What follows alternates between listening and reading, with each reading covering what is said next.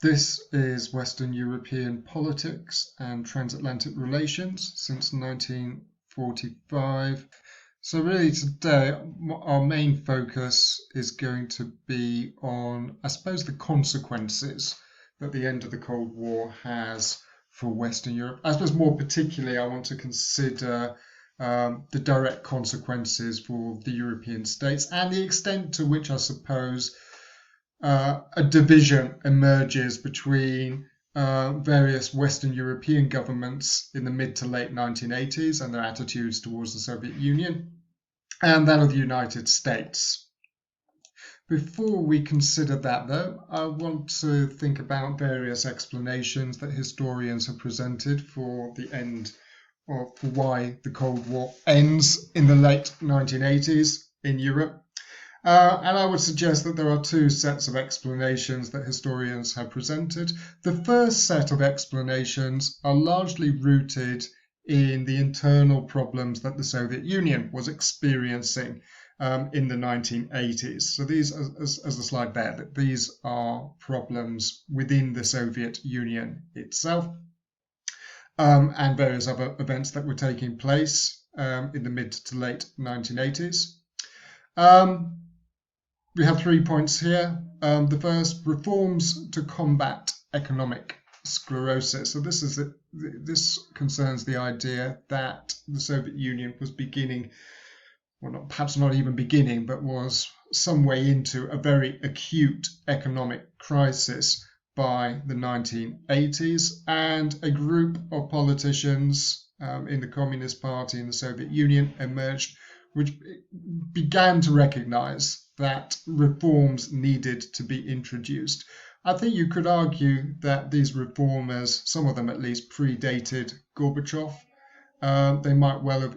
I think you could perhaps. I'm not an expert on Soviet politics in this period particularly, but I think you could say that Yuri Andropov, who is briefly leader of the Communist Party of the Soviet Union in the 1980s, early 1980s. He succeeds Brezhnev after Brezhnev dies. I think in 1982. I forgot to check, but I think it's around then in 1982. Brezhnev passes away. Andropov comes in, and under Andropov, he begins to launch some quite significant economic reforms, particularly an anti-corruption campaign. Trouble is, Andropov isn't there for very long. He is then succeeded by Konstantin Chernenko, who's barely in office, I think, for not much more than a year, I think,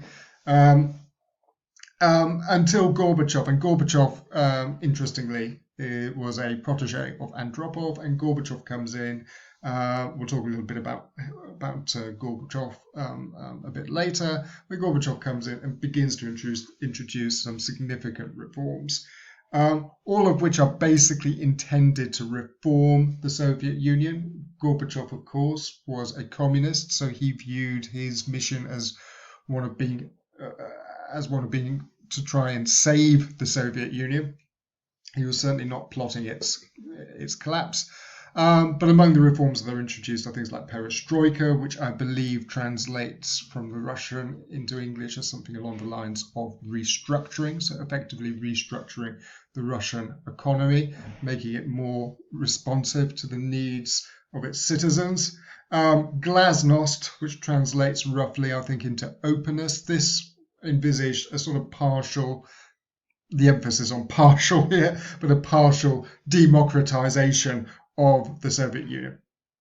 Some people or some historians have argued that this was almost inevitable in the sense that mid-80s you have a generational change occurring in Soviet politics. Gorbachev, and again we'll talk about Gorbachev and where he came from in a bit more detail a little later, but Gorbachev in particular was represented a new generation. He was relatively young when he becomes Secretary General. Of course, he's still alive.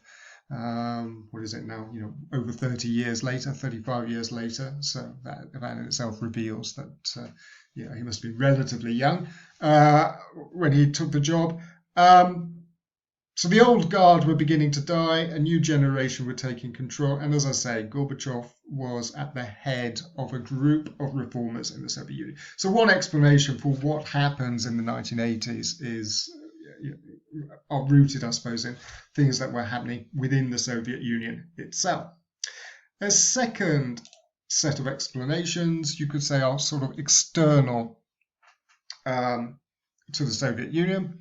And these explanations are related to what was happening on the wider international scene during this period. In particular, plenty of historians have commented on the policies of the Reagan administration. We'll talk more about that in a moment, but Ronald Reagan, who becomes president in the early 1980s. I referred briefly to Reagan in the last lecture, but Reagan comes in and he is in some ways the sort of ultimate Cold Warrior, and a significant part of Reagan's blueprint is so a key part of Reagan's policies are to accelerate America's rearmament program in the early 1980s, with particular emphasis on nuclear superiority. We'll talk more about that in a moment. So that's one explanation, essentially that an arms race begins, although as Reagan puts it, only one side was really racing. And essentially, and this is an interpretation that those on the right in America and perhaps in Europe as well, this is a theory that they tend to promote. Their argument is that the arms race that the Reagan administration provokes effectively drives the Soviet Union to the brink of bankruptcy, and their argument is that Gorbachev is a manifestation of this, that Gorbachev comes into existence or achieves power mainly as a consequence of the economic crisis that the Soviet Union is experiencing, which has been, if not brought on, then at least exacerbated by Reagan's defense policies. Another explanation puts the emphasis rather more on the policies of Gorbachev, and the argument here is it's not so much Gorbachev's economic reforms which are responsible for the ending of the Cold War, but rather the foreign and security policies that the Soviet Union pursues under his leadership. Again, we will talk more about this, but the basic argument is that when Gorbachev comes to power, he fundamentally reorients the policies of the Soviet Union, introduces a new phase of détente between the two superpowers, and ultimately it is these policies that culminate, if you like, in the Soviet Union's withdrawal from Eastern Europe in the autumn of 1989, or at least I say the Soviet Union's withdrawal. That strictly speaking isn't true, but basically the collapse of the Soviet Empire, but I should probably put it in those terms. So the collapse of various communist governments in Eastern Europe in 1989, which Gorbachev more or less consents to. The third point there, the weight given to the various competing explanations, to a large extent, I think, reflects the sort of competing political views of historians. So some historians have tended to give Reagan the credit, others, perhaps on the liberal side of the argument, tend to say that Gorbachev is the main hero of the drama. I don't think either sets of explanations are necessarily mutually exclusive. I think the credit to some extent can probably be shared between both men. Interestingly, though, I certainly read one book on the history of America's National Security Council and the people that worked on it, and the argument that the book presents is that those who actually participated in the Reagan administration on the National Security Council, which obviously would have included some of Reagan's most senior advisors, when asked how much they felt that Reagan's policies had contributed to the end of the Cold War, most of them were fairly, I wouldn't say dismissive, but they tended to play down the impact that America's policies had. So it was interesting, even the insiders in the Reagan administration, some of them were, as I say, did not put too much emphasis on the policies as contributing to the end of the Cold War. In terms of the Reagan administration then and the national security policies that the administration favours, I think it's fair to say that perhaps the single biggest change is that Reagan significantly revises the United States' strategy of containment. The first point here, I define containment as being a defensive strategy geared towards ensuring Soviet influence didn't actually expand. If you remember back to George Kennan, who was the chief architect of containment in the immediate years after the Second World War. So essentially, as I say, it's a sort of defensive strategy, trying to sort of limit the expansion of Soviet influence. Western Europe, as we talked about before, was considered to be an area of vital national interest. It's the strategy of containment which basically underpins things like the Truman Doctrine in 1947, then the establishment of NATO, the Marshall Plan, of course, also in 1947. So yeah, these early Cold War policies were very much directed towards increasing Western European security. And certainly John Lewis Gaddis, Cold War historian, has made the argument that successive American administrations pursued sort of variations on the strategies of containment throughout the Cold War, but essentially they all shared the same goal. Reagan becomes president in the early 1980s, and I think it's fair to say that those on the right in American politics by this time had become rather critical of containment. Essentially, their argument was that containment was too defensive. They were arguing, well, it's all very well to contain the Soviet Union or to limit it, but essentially what we should be trying to do is win the Cold War. So in other words, containment wasn't enough. The New Right, as it was referred to, basically argued that you had to go beyond containment. Moreover, I think I mentioned this in the previous lecture, Reagan has a sort of very moralistic view of the Soviet Union, and the Cold War famously characterizes the Soviet Union as the evil empire. He uses this terminology in a speech which he gives to an American evangelical association. And some historians have tried to argue that under Reagan, what you essentially see is containment plus. So, going beyond containment. So not just wanting to contain the Soviet Union, but essentially to try and go beyond that and win the Cold War. So to pursue a strategy that was designed to fundamentally weaken the Soviet Union itself. A big part of that, as I've already alluded to, was the United States' rearmament program. Reagan pours billions and billions of dollars. In fact, I think I've got a slide in which I say that. Yes, some statistics there. US defense expenditure in 1976, $185 billion. These are 1985 billions. By 82, that had sort of jumped to 242. So as I mentioned last week, or in the last lecture, defense expenditure increases under Carter. So it's not true to say that Reagan begins America's rearmament program, but what this does suggest here is that there is a significant jump in the amount of money that the United States spends on defense. This jumps up to $270 billion by 1984. Obviously, as I say, $1985, $270 doesn't seem like a colossal sum when compared to America's defense budget today, but back then this was a very significant chunk of cash. I'm not quite sure how that would work out in terms of $2020, but presumably you could multiply that fivefold, sixfold, I'm not sure. So yeah, America starts spending much more money on defense. Then again, I think I referred to this in the last lecture. Reagan also pours billions and billions of dollars into his own pet project, the Strategic Defense Initiative, which becomes popularly dubbed as Star Wars. And this system was designed to ensure that the Soviet Union could not launch its strategic nuclear weapons against the United States. It was supposed to be some kind of missile shield.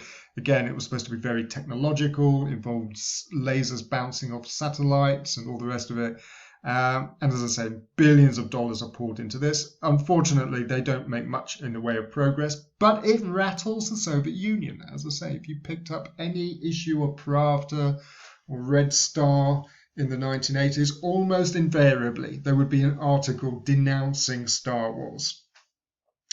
Final point, as I mentioned a moment ago, there is a renewed emphasis on nuclear superiority. Again, significant in that the détente policies of the 1970s were based on this idea of parity, that the United States and the Soviet Union would have roughly the same sort of military capabilities.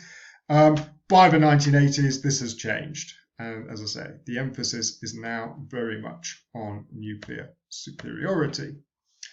Did US policies end the Cold War? As I say a moment ago, there's a division between conservatives and liberals on this argument. As I say, I don't think, in terms of how the credit should be shared, I don't distribute it evenly between Reagan and Gorbachev. But essentially, as I say, conservatives basically argue that Reagan, one of the great American presidents in their eyes, essentially it was his policies that brought the Soviets to the negotiating table. Whereas liberals said that Gorbachev or somebody like Gorbachev would almost inevitably have emerged anyway, and therefore Reagan's policies were perhaps unnecessarily provocative, perhaps even dangerous. Western Europe and their views of Reagan. Again, I think I alluded to this briefly last week, but essentially, I think the view of Reagan when he comes into office on the part of Western Europe is reasonably positive. Partly as a sort of reaction against Carter, a feeling that perhaps Carter had been too desultory in the way that he handled America's relations with the Soviets. It's partly as well the fact that when Reagan comes in, he is 100% committed to Western European security. One way that manifests itself is that essentially the Reagan administration aren't overly concerned with the issue of burden sharing, which has been an issue that has bedeviled Western European governments' relations with previous administrations. Reagan is happy to spend billions and billions on defense, regardless of what the Europeans are doing. So the issue which causes so much angst between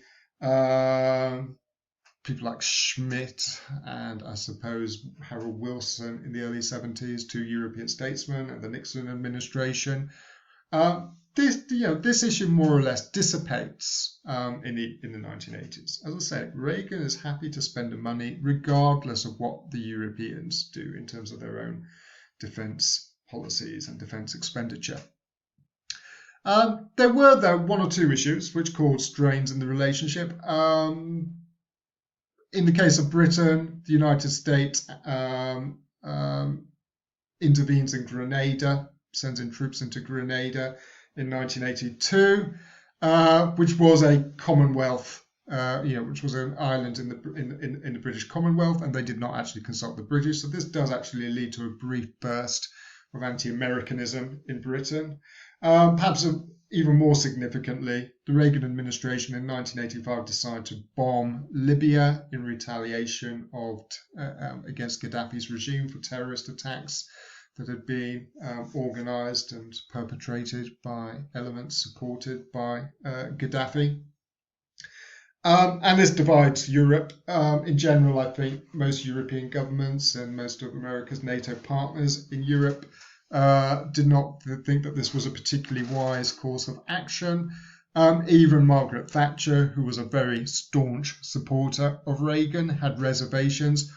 On the other hand, she allowed the United States to use British air bases for this for these strikes, largely because Thatcher felt felt that she was indebted to the United States for the support that Reagan had given her during the Falklands War.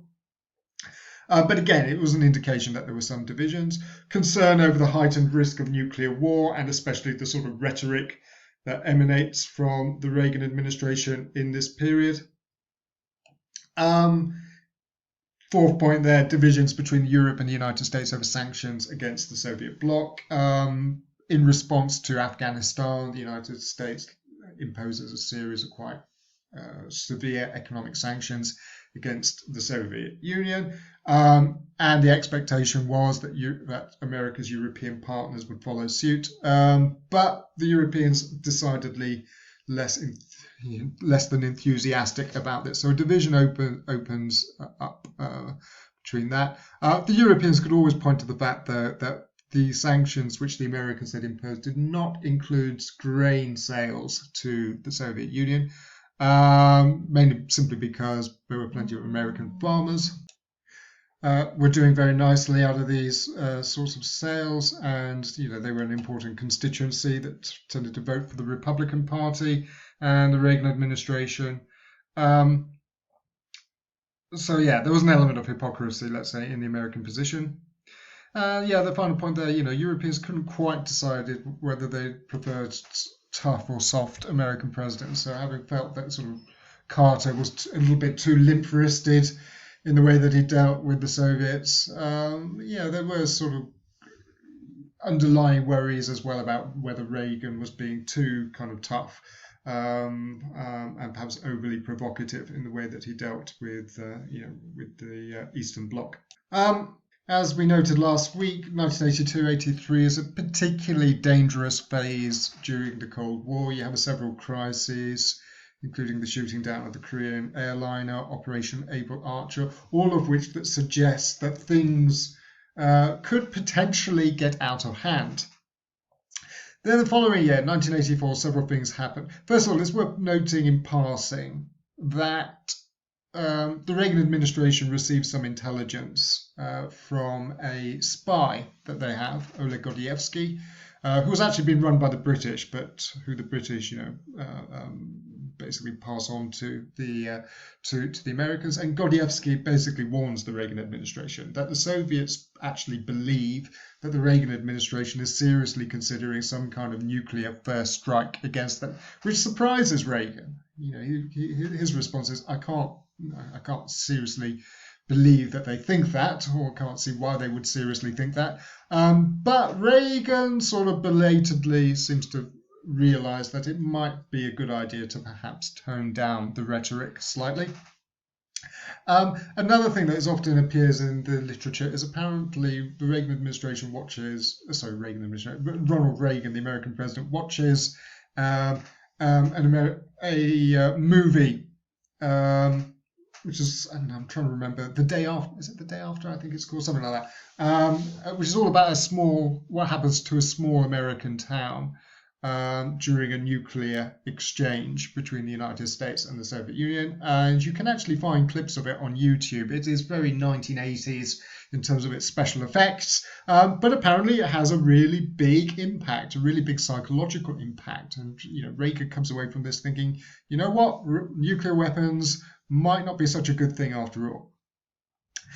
Then you have this guy, Mikhail Gorbachev, who starts coming, I suppose, into the public eye around 1984. So even before he becomes leader of the Soviet Union, he sort of enters onto the international scene. His first big break, as it were, is that he visits Britain in 1984, leads a Soviet delegation there. And by this time, I think many commentators and observers of the Soviet Union had come to view Gorbachev as the coming man, the man who could quite possibly be Chernenko's successor as chairman of the Soviet Communist Party. And apparently the meeting went reasonably well between Thatcher and Gorbachev, and she gives a famous press conference in which she announces, at last she'd found a communist I can do business with. So Thatcher basically, as I say, gives Gorbachev her own seal of approval. And yeah, as I said, Gorbachev basically represented a generational change among the Soviet leadership. Was relatively young in the mid 1980s. Eventually Chernenko sort of falls off the perch, as it were, dies 1985. And yes, Gorbachev, there is a sort of internal power tussle within the Politburo, but Gorbachev eventually succeeds. And as I say, he is essentially the leader of the reformist faction in the Soviet Politburo. And I think he is 54 when he becomes Soviet leader, which certainly by Soviet standards was a sort of baby. By American standards today, he was definitely a baby, over 20 years younger than Joe Biden and probably Donald Trump as well. So yeah, it does represent a generational change, and as I said earlier, leader of a reformist faction who basically had come to the conclusion that something had to change within the Soviet Union, that the Soviet economy was urgently in need of reform. Moreover, Gorbachev comes into power at a time where there are growing tensions in the Soviet Empire in Eastern Europe. 1981, of course, you have a revolution in Poland, which eventually is put down, the martial law introduced. But although the Solidarity leadership, or much of the Solidarity leadership in Poland, has been arrested, there is still sort of political unrest, instability. Furthermore, there were other opposition groups operating in Eastern Europe. So as I say, the situation in Eastern Europe was becoming increasingly sort of unstable. Just at the moment, as I say, when Gorbachev arrives in power. So when Gorbachev becomes leader of the Soviet Union, what you see is a significant change in the foreign policies and national security policies, or at least the principles upon which they are based. So suddenly Gorbachev starts using a new language, which comes to be known as New Thinking. And it should be said that a lot of these ideas are borrowed from the European peace movement. These are sort of leftist academics working in Western Europe and the United States. Also, a lot of the language very similar to the sort of ideas and concepts that had been presented as part of West Germany's Ostpolitik. So you could argue, for the first time really, since the West Germans had embarked upon this approach towards the East, they were now faced with a Soviet leader who was using similar ideas, similar language back to them, and sort of embracing these ideas, this philosophy. So in terms of the actual ideas, the first point on this slide here talks a little bit about this notion of common security, this idea that security as a concept was something that could be shared. That one state's increase in security did not necessarily have to be at the expense of others. Another idea that Gorbachev and other key figures in the Soviet regime started articulating was this idea of reasonable sufficiency, this idea that you perhaps didn't need to have a vast nuclear arsenal, that maybe a small number, a handful of strategic nuclear missiles would be more than enough to deter your opponent. So suddenly you have a Soviet leader who was not only embracing the idea of arms control, but also talking seriously about the idea of arms reduction. In other words, reaching out towards the West in order to negotiate agreements which would lead to significant reductions in the numbers of strategic nuclear missiles. So the second point, as I say, some of these ideas have been mooted by the Europeans. Gorbachev also talks about this idea of a common European home, again, not dissimilar to the sort of ideas that Willy Brandt and others have been preaching in West Germany. I think it's also quite significant that Gorbachev arrives on the scene just at the moment where you witness a rebirth of the European idea in the 1980s, in that the European project, the European community, had really gone through a period in the 1970s of stagnation. But in the mid-1980s, you have the signing of the Single European Act. European leaders embraced the idea of having a proper common market, a single European market. And this was the first step towards what would eventually be the establishment of the European Union. So you have a Soviet leader come onto the scene just at the moment where, as I say, the European project seems to gain some kind of newfound momentum in the mid-1980s. However, it was not enough for there simply to be a Soviet leader who was amenable to radically reorienting the Soviet Union's policies. If there was going to be a thaw or a new period of détente between the two superpowers, obviously Gorbachev needed to have a reasonably willing partner in the White House. Now, of course, we've talked a little bit about Reagan already. Reagan was sort of renowned for being a Cold Warrior. Reagan in the 1970s had been very, very critical of some of his Republican predecessors for their willingness to negotiate with the Soviet Union. Reagan had not been a supporter of détente in the early to mid-1970s. So in many ways, Reagan in the White House was a sort of inauspicious partner for the Soviet Union. It did not seem on the surface as though Reagan was somebody who was likely to sort of embrace the idea of a new détente. However, for a variety of reasons, the picture here, I should say, is that we have a picture of Reagan and Gorbachev meeting at Reykjavik in Iceland, which is probably one of their most famous and significant meetings. We'll talk more about that at a moment. But what the photograph here shows is that actually, despite Reagan's previous criticisms, in the mid to late 80s, in the course of his second term as president of the United States, Reagan does actually engage in a series of very intense summitry with his Soviet counterpart, Mikhail Gorbachev.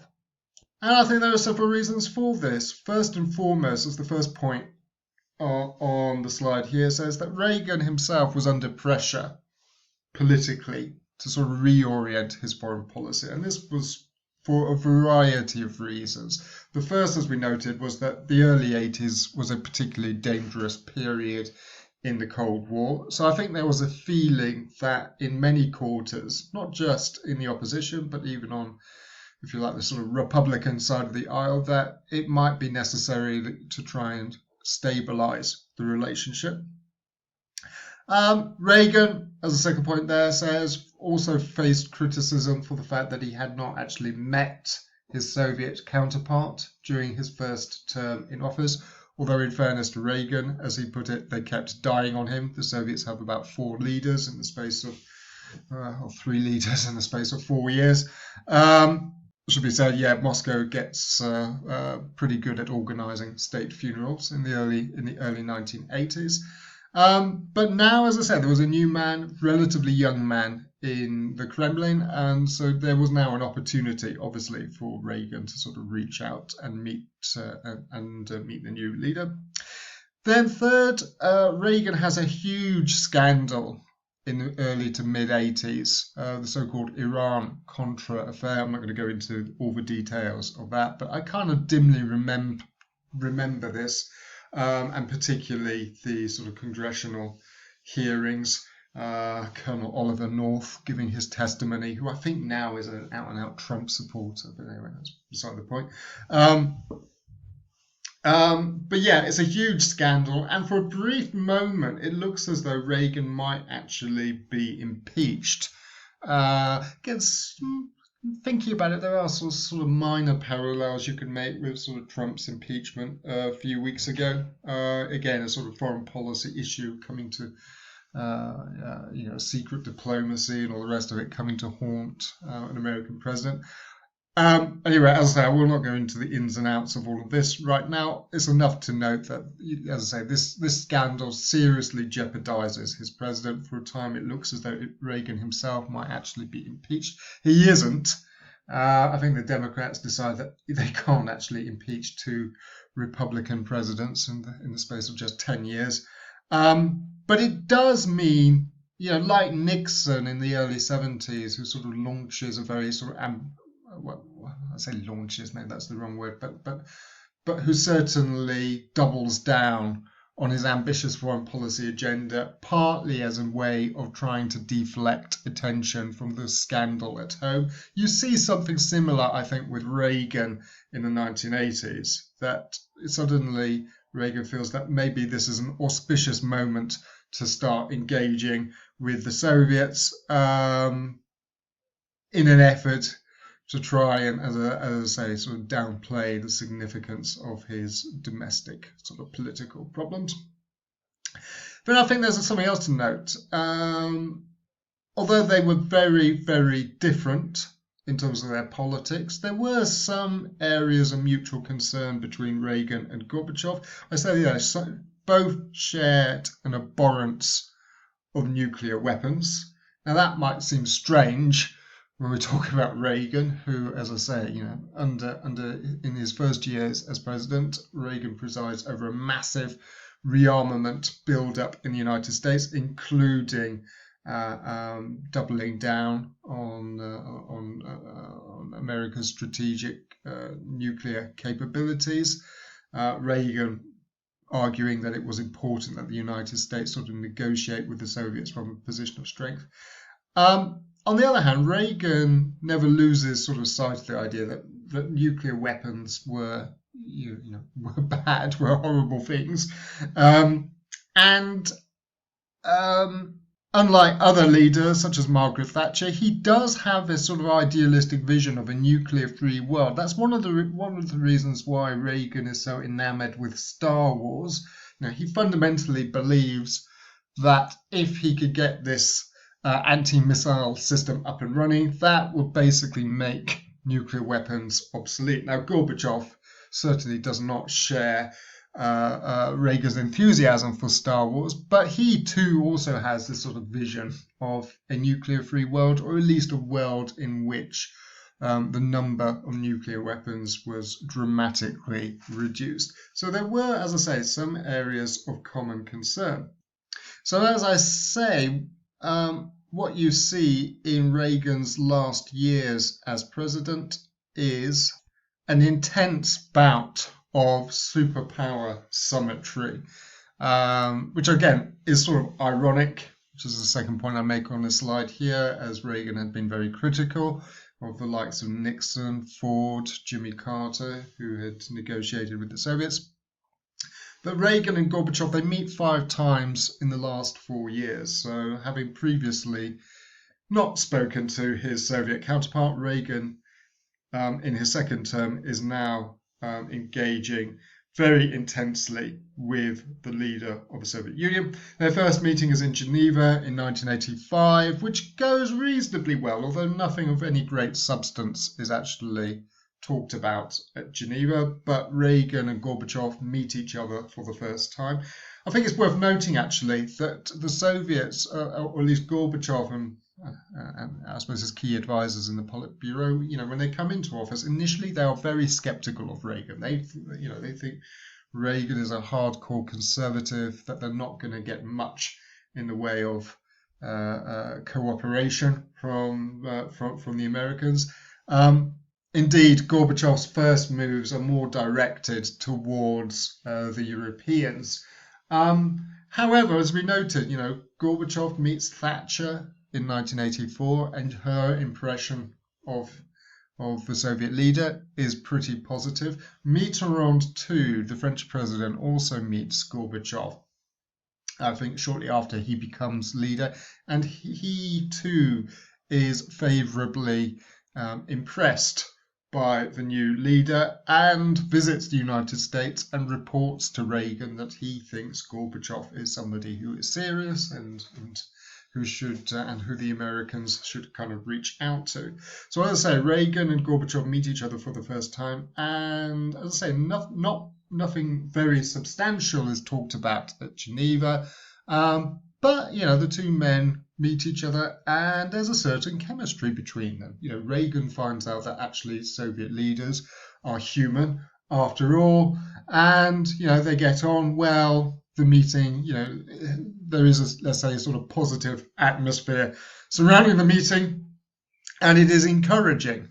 The next meeting, though, is at Reykjavik, which is much more substantive. And actually, it's one of the sort of great what might have been in international history, in that I think I'm right in saying that when the Americans travel, the American delegation, which Reagan obviously leads, when they travel to Iceland in 1986, they're sort of expecting a follow-up meeting to Geneva, a sort of getting to know you session. But they're not expecting to sit down and negotiate seriously with the Soviets. So they're somewhat taken back when the Soviet delegation arrives, and they've got all kinds of briefing papers, policy proposals, documents everywhere. And it suddenly becomes apparent that Gorbachev has come to sit down and talk seriously about nuclear disarmament. So anyway, Reagan and Gorbachev start sitting in a room, start talking, and before you know it, there's a sort of deal on the table in which both sides would agree to comprehensive nuclear disarmament. In other words, but the United States and the Soviet Union would have, agreed to abolish their entire, agreed to dismantle their entire nuclear arsenals. And Reagan and Gorbachev says, yeah, this is great. Of course, you're going to have to abandon Star Wars as well. So Gorbachev makes the agreement conditional on Star Wars. Star Wars, of course, Reagan's pet project. Reagan says, no, I can't do that. And so it founders. So the Strategic Defense Initiative, Star Wars, as it was popularly dubbed, ultimately scuppers the agreement. Nonetheless, I mean, first and foremost, as I say, you have this extremely radical proposal. And Reagan and Gorbachev come very, very close to an agreement. And as I say, the only reason it collapses is that Reagan remains absolutely committed to Star Wars. But it is, it's an encouraging sign that, both sides come away recognizing that that the other side is serious, and that potentially there is some kind of deal to be struck here. Okay, let's bring the Europeans back into the picture then. So you have, as I say, Reagan and Gorbachev reaching out to one another, talking seriously when it comes to nuclear weapons and things like that. The European view on all of this. As I said, Gorbachev's initial moves are more directed towards the Europeans. And as I say, the Europeans, including Thatcher, of all people, have a reasonably favourable impression of the Soviet leader. And of course, in general, the Western Europeans reasonably happy that the Cold War seems to be entering into a new thaw, maybe into a new period of détente, anything that stabilizes the superpower relationship, and reduces the possibility of direct conflict breaking out between the two sides. That has to be a good thing from the European perspective. On the other hand, I think there was sort of mounting concern, especially after Reykjavik, that perhaps things were getting a little bit out of hand. Especially, I think there's a view that maybe Reagan is a little too besotted with Gorbachev, that maybe he is willing to concede rather too much. As I say, this fear becomes especially pronounced after Reykjavik, when Thatcher hears that Reagan has almost signed away the entire American nuclear arsenal. She is particularly alarmed. She jumps on a plane, flies to Washington, and turns up at the White House and basically berates Reagan for what he has almost done. And to some extent, this sort of feeds into the European concern that maybe Washington and Moscow could actually end up doing some kind of deal at the expense of the Europeans. So this fear of another Yalta, as you could put it, as you could conceive it, this is never too far from the Europeans' minds. What if, Reagan and Gorbachev do cut a deal, perhaps, both sides agreeing to withdraw from Europe without fully consulting with without the United States fully consulting with its Western European partners. As I say, this fear of a YOLTA, some kind of superpower agreement at the expense of the Europeans, this had been on the minds of the Europeans, well, really throughout the Cold War. It surfaces certainly during the early 1970s with a period of détente, and it comes to the fore again in the mid to late 1980s, I think.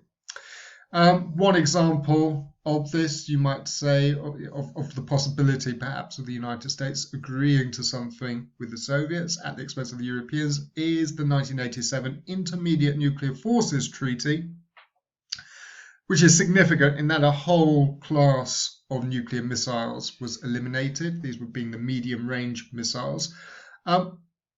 As I say, Reagan and Gorbachev agreed to this, but the Europeans, especially Thatcher, to some extent Mitterrand as well, not entirely happy about this. Now, the intermediate nuclear forces, these have been deployed in Europe to counter the Soviet deployment of the SS-20 in Eastern Europe. I talked a little bit about this in the previous class. So the intermediate nuclear forces were there to deter the Soviets from striking against European targets. The fact that Reagan agrees with Gorbachev to eliminate these missiles, one way of viewing this is that essentially the United States was reducing its kind of commitment, if you like, to Europe. And as I say, Thatcher especially was not especially happy, was not particularly happy about this agreement. But when it comes to it, the Europeans can do little about it. The next significant step, though, is in 1988, the Soviets finally withdraw from Afghanistan, bringing that conflict to an end. And we talked a little bit about Afghanistan previously. Afghanistan, as I say, was the last nail in détente's coffin. Gorbachev finally recognizes that the war has been pretty much a disaster for the Soviet Union, and ends the Soviet occupation in Afghanistan. End of the 80s then. 1988, it's an election year, and it's pretty clear that American-Soviet relations are on a new footing. I think it's in 1988 that Reagan famously visits with Moscow. A journalist asks Reagan about whether the Soviet Union was still the evil empire, and Reagan replies, no, that was a different time, different context, things have changed. Those weren't Reagan's exact words, but he uses words to that effect.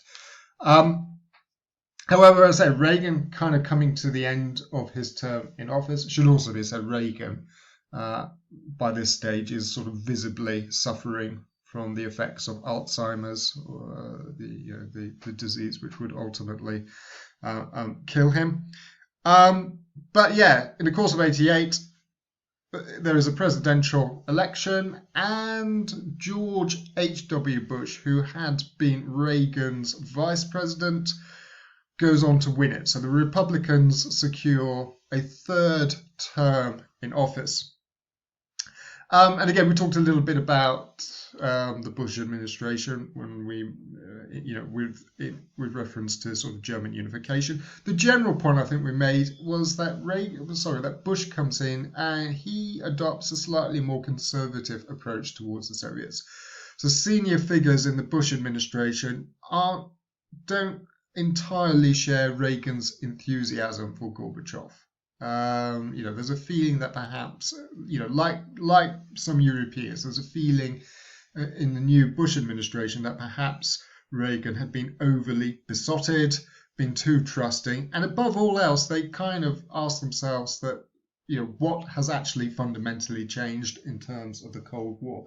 Yes, Gorbachev, the rhetoric has changed. Gorbachev, if you like, sort of presents the Soviet Union with a human face. There had been some significant decisions in terms of reducing the size of the Red Army and things like that. But fundamentally, there was still a communist empire in Eastern Europe. And so essentially, the Bush administration comes in and they think, essentially, they'd say, well, if they set about on a policy, if you like, almost of testing Gorbachev, in which they say, if you're serious about this, then ultimately you are going to have to relinquish your control over Eastern Europe. And of course, 1989 is the year of miracles, where you basically see the collapse of the Soviet Empire. In fact, even before 1989, the previous year, 1988, there was clear evidence that things were actually beginning to change quite dramatically. First and foremost, you have an election in Poland in 1988, coming after the Round Table Conference, which had involved the communist government, the Catholic Church, and the opposition movement Solidarity, sitting around the table negotiating a sort of agreement, which Timothy Garton Ash has described as a sort of revolution, so somewhere between reform and revolution. Essentially, the agreement they reach is that there will be free elections held in Poland, but that Jaruzelski, the communist leader, general, he would remain president of Poland.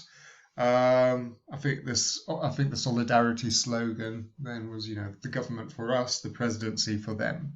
So sort of, as I say, a sort of a quid pro quo agreement between the government and opposition, but it does lead to free elections, and the communists are basically trounced. And for the first time since the Second World War, a non-communist government comes to power in Eastern Europe. So as I say, even before 89, it's clear that things are beginning to, are beginning to change. 1988, I mentioned the Soviets withdraw from Afghanistan. Then Gorbachev gives a very famous speech to the United Nations General Assembly, in which he basically repudiates the Brezhnev Doctrine. The Brezhnev Doctrine being that the Soviet Union had the right to intervene in order to support a communist government which was in power, and that had been the sort of justification for the Soviets' intervention in Czechoslovakia in 1968. Gorbachev, as I say, repudiates this. He basically says that, we will no longer militarily intervene to support communist governments in Eastern Europe. In effect, publicly acknowledging or publicly announcing that the communist governments could no longer rely on the Red Army to keep them in power. Even before that, Gorbachev had actually travelled to East Germany, communist East Germany, ostensibly to celebrate the 40th anniversary of the founding of the state. Actually, I say before that. It's after that, so it's in 1949. So a few months later, he travels to East Germany and delivers basically the same message to Erich Honecker, essentially saying, basically, you're on your own. That you can't expect any support from the Soviet Union when it comes to dealing with the opposition in East Germany. In the same year, there's a unilateral withdrawal of 50,000 troops and 5,000 tanks in Eastern Europe. Also a unilateral reduction in general the Soviet armed forces by about 500,000 men. And then crucially, autumn of 1989, you see a series of events which cascade across Eastern Europe, beginning with the Hungarian government's decision to open up its borders, which basically allows thousands and thousands of East Germans who'd been sort of camping on the border with Hungary to leave and depart for a new life in the West. There are sort of kind of knock-on consequences of this, or a chain reaction, if you like, which begins to spread, which culminates with the fall of the Berlin Wall on the 9th of November 1989. This hugely symbolic event, which more or less sort of brings the Cold War, at least in Europe. I always think, my preferred date for the end of the Cold War is always, is November 1989, simply because if you think that the division of Europe was primarily responsible for the Cold War in the first place, then logically it sort of makes sense to view Europe's, the end of Europe's division, a Europe whole and free, as George Bush put it, as the sort of logical end point for the Cold War. as well.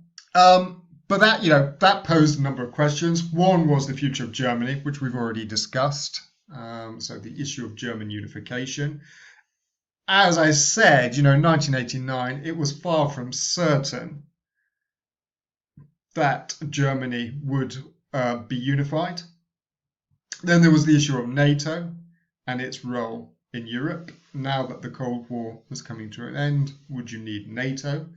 There were obviously strong arguments for either dismantling NATO or reconstituting it, at least renaming it. And again, we will discuss how,